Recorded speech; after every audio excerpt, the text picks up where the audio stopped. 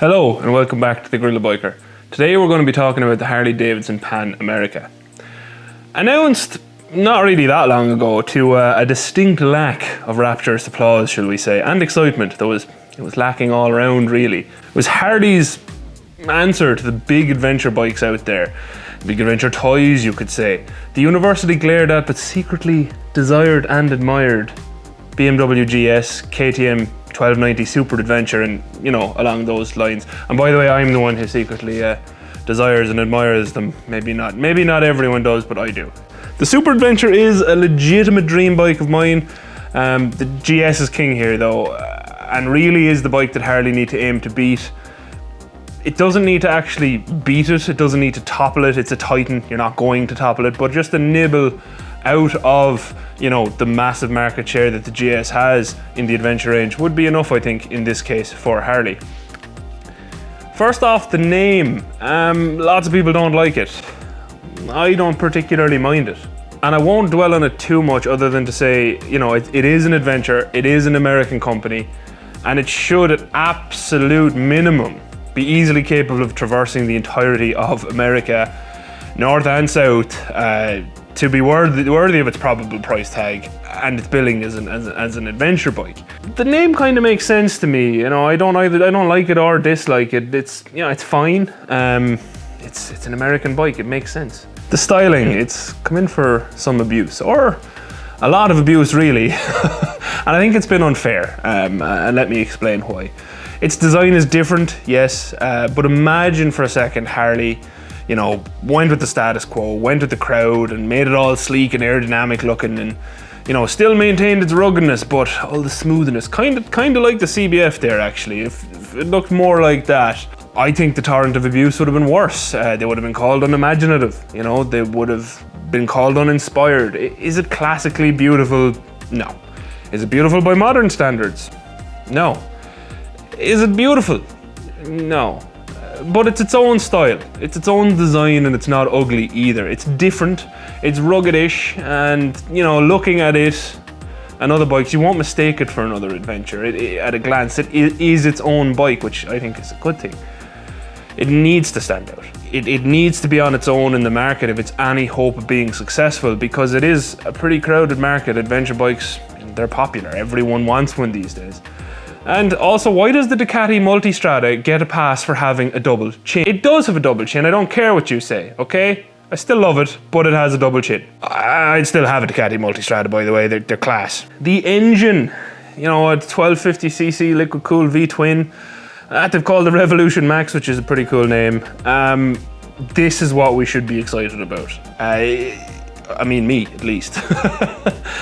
I care about what I want from a manufacturer, and I'm not sorry about that. And that type of engine is what I want, particularly from someone like Harley. I do see this as the engine that is the modern Harley, if that makes sense. You know, it's liquid cooled, it has big numbers, supposedly, so we'll see. You know, not fully confirmed numbers of 145 brake horsepower and 90 pound-foot of torque are talked of, which is, you know, 108 kilowatts and 122 newton meters in my numbers. Either way, it's a lot. That's good numbers for a V-twin.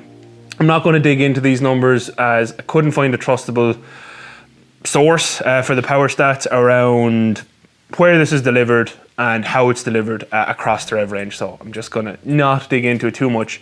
Other than to say they're good numbers, they're big numbers for a V-twin. It's probably going to feel absolutely fantastic if those numbers are matched. Why this has gotten me excited is the possibility or the likelihood of this engine finding its way into many other frame types, bike types in the Harley Davidson range, a la the Africa twin engine migrating across to the new Rebel 1100. And if you watched these videos before, you'd know how I feel about the Rebel 1100. And that's not even to mention the rumored CB 1100X, which I'll also be doing a video on.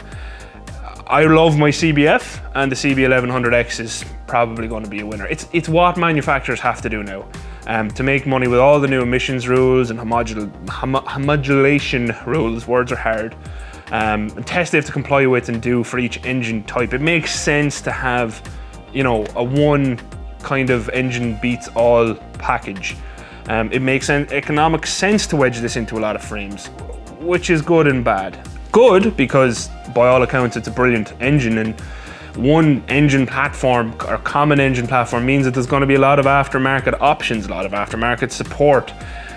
Bad for choice and diversity in the, you know, the engine department for the bikes you want to buy from one manufacturer. I think on balance it's probably going to be a good thing for us. You know, the one engine means it's going to be more reliable, means it's going to be more options for it, more mod options, more aftermarket options. It's probably a good thing for the consumer, but you know, if you're someone like me and likes lots of bikes, it's not such a good thing. But it is what it is. That's the modern market. A bike to me is largely its engine. Everything else is just looks, ergonomics, frame, etc. Now I know that's a lot. I'm by no way discounting them, but I am saying that the integral part of a bike, why people generally pick a bike, is for its engine, and the engine is key to me. So the frame, tubular steel trellis frame, good, big, classic adventure seating position and ergonomics. You know, electronically adjustable upside down, front forks and dual Brembo radial calipers. Great, and the standard monoshock at the back. Could it be better? Yeah, but there's always some little improvement to be made. You can keep chipping away at these things, and then you end up with a bike that no one's going to buy and that's far too expensive.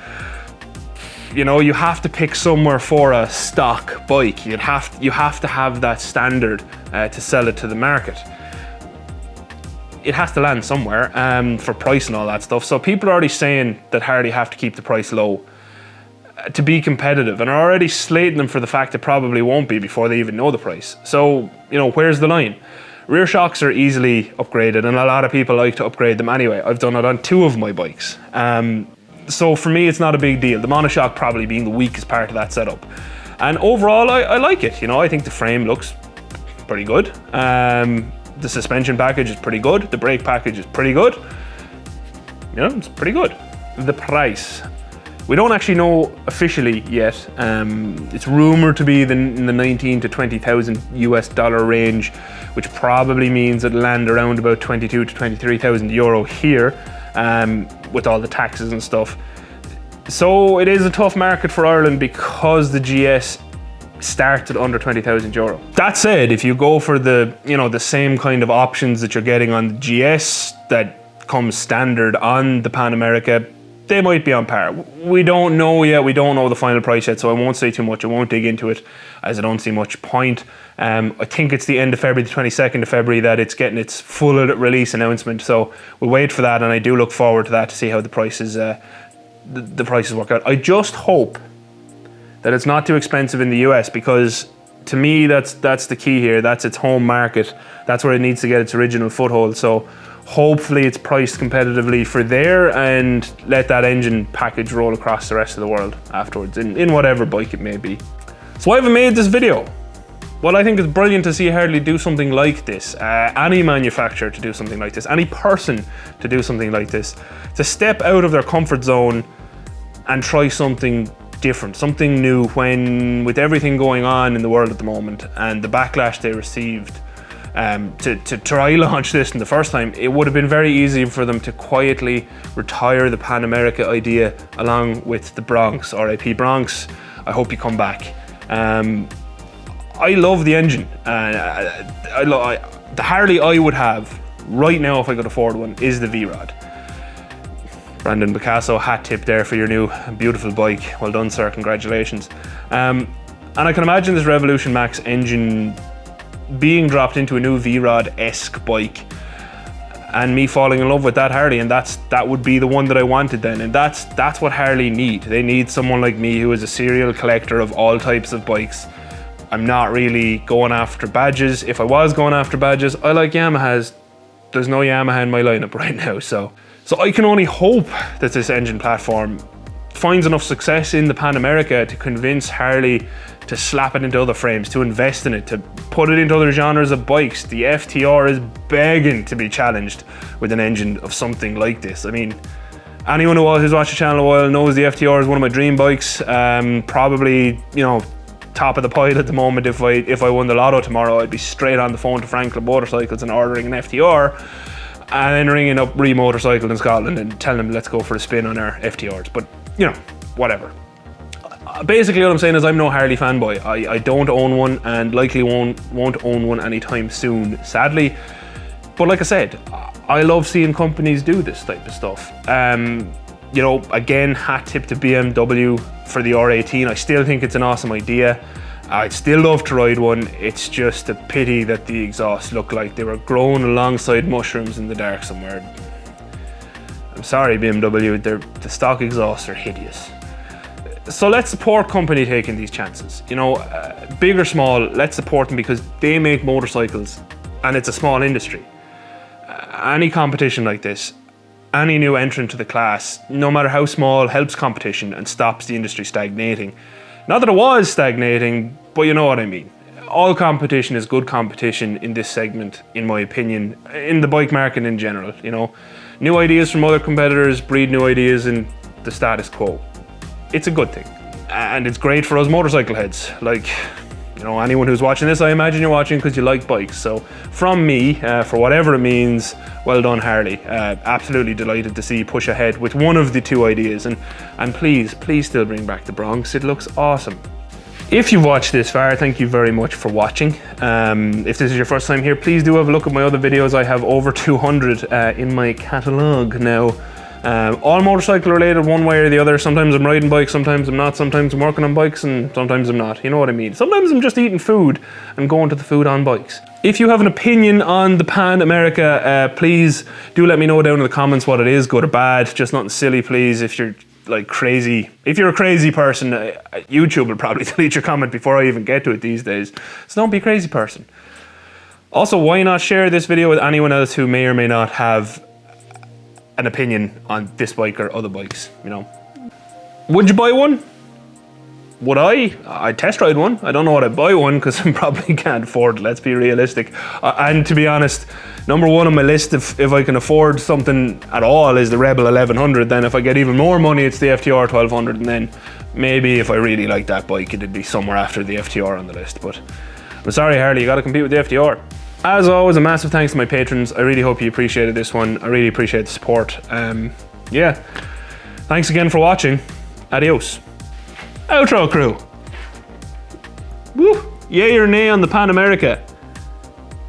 Just think of that engine in an FTR. This is hard. I think it'd be delicious in an FTR style frame. Or just bring back the Bronx and put that engine into it. Don't mind the 900 odd cc one. Put the 1250 in. Yeah? Bye.